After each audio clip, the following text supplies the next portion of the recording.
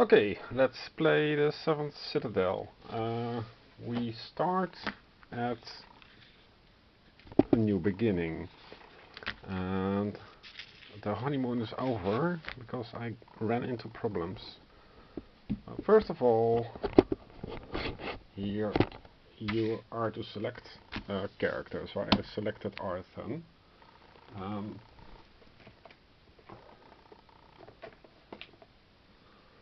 Arthur is this dude, or this dude, so he comes with a blue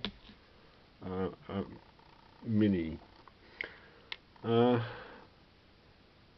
This symbol here means the hand size, because it shows a hand. So you have these action cards,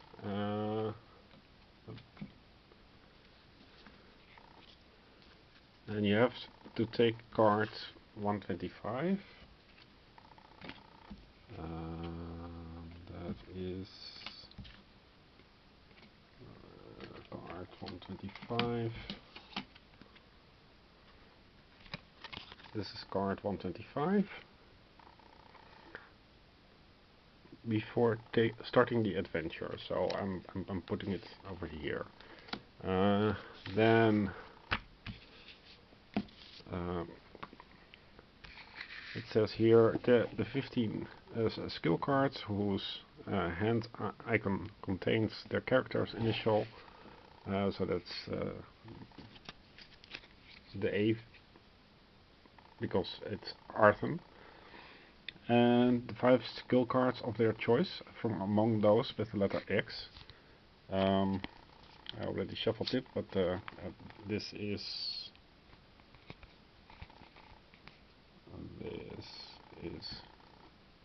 an X.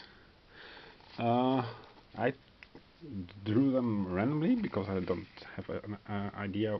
He seems to be some kind of a cunning guy from the introduction, so I could have selected only these, but it's not really clear what, so I just took randomly the 5 X cards.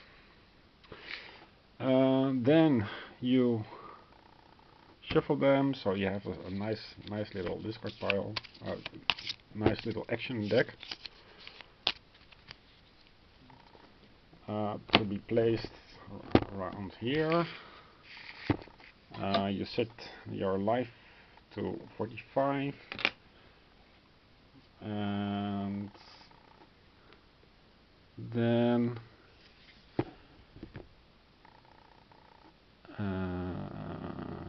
you draw 2 cards from your action deck from your starting hand. So you have a starting hand, and take a A010 card, but it is only one, and there is only one 010 card, so it should be take the 010 card, and this is the 010 card, not A, so you can read the fluff. But you are inside of a Citadel, so you place your meeple over here.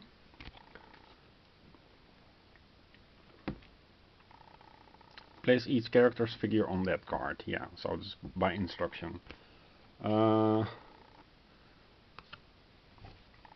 then it stops, because it says here stop reading for now and place the bookmark here. When the game prompts you to read the epilogue below, read it after removing the bookmark. But if you do that, then it is implied that you are supposed to be playing, but it doesn't say that you are playing.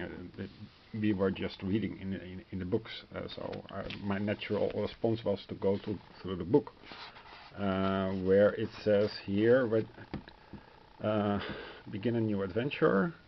When you have finished reading the rules and are ready to begin a new adventure, open the introductory scenario booklet to page 3 and read until the booklet tells you to stop.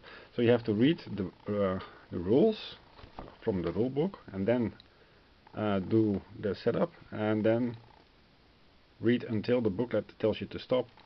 Stop reading, and here it should be then start playing. So that's the first trip up. There is a breakup in the flow.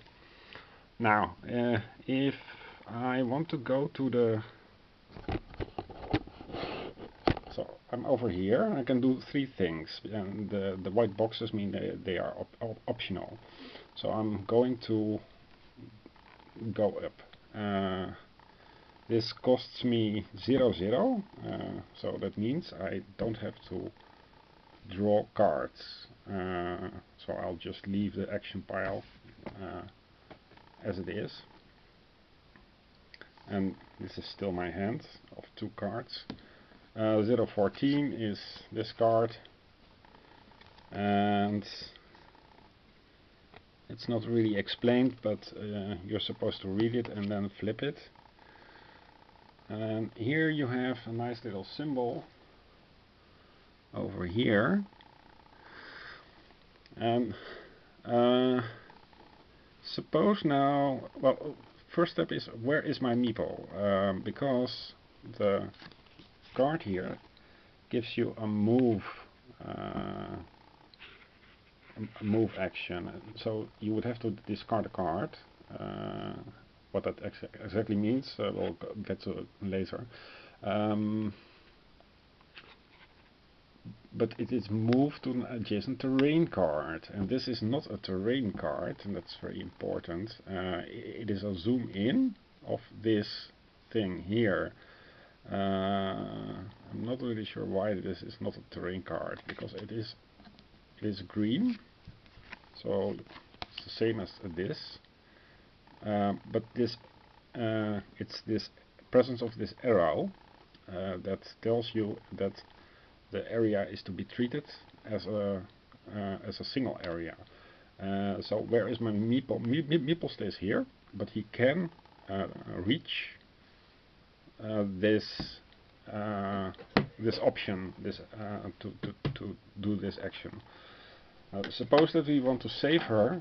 How do you play cards? So you have to play 2 cards. My initial instinct was to play for to draw up to 4 from your hand, because your hand size here is 4, and I only have 2, so I would take 2 and place them into my hand. That is not how it works. How it works is that you have to make a table thing. So here's the discard pile, initially empty. Let's put the pen here. You have to draw 2 cards at least, because it's a 2+. You place them over here. You can draw more, and you would draw more if you were unsure about the amount of stars. But since it's 0 stars, we can safely stick with 2. And these 2, when you have decided that you stop drawing, so it's a kind of push your luck, then you flip them open, and only then you can take from your decide from your cards on your hand if you want to contribute to them. And it's very important that the cards that just flipped, they only work on the star side. So in this case I would have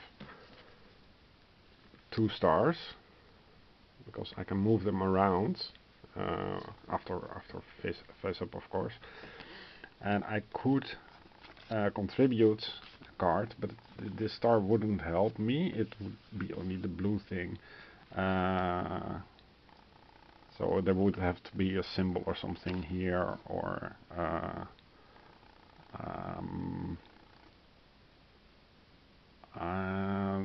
yeah. And then, so I decided to not play cards from my hands, and then all the cards that were on the table, those become the new discard pile. That was very, it's very poorly explained in the rulebook, but this is how it works, and it's different from what you're used to. You don't play from your hand immediately. You play onto the table. So the two questions were, where does my mini go? Well, the mini stays if it is a greater than symbol on the adjacent card. If it is a normal location, then you have to move, of course. Yeah, and also this strange little thing here. It means that yeah, it only plays a role if there are no 14 cards. If there are no 14 cards, then and this thing is present, it's explained in the rulebook in page 17 and also on the page 28. So here it is written. Where is it? Where was it? Oh yeah. So here is that icon, and it says here, if there is no such icon, then you have to return all the cards in the past. But if there is such an icon, which is the case here, then you have to go to page 17, and that's not explained in anywhere else. And it is in fact over here in the top. So if there is such an icon, so it is explained in page 17. So that's very important. The rulebook and the index are not that great, and you may have to add stuff to help you along the way. So for this here, I said stop reading for now and place a bookmark here. And I added stop reading for now means start playing, keep playing until epilogue.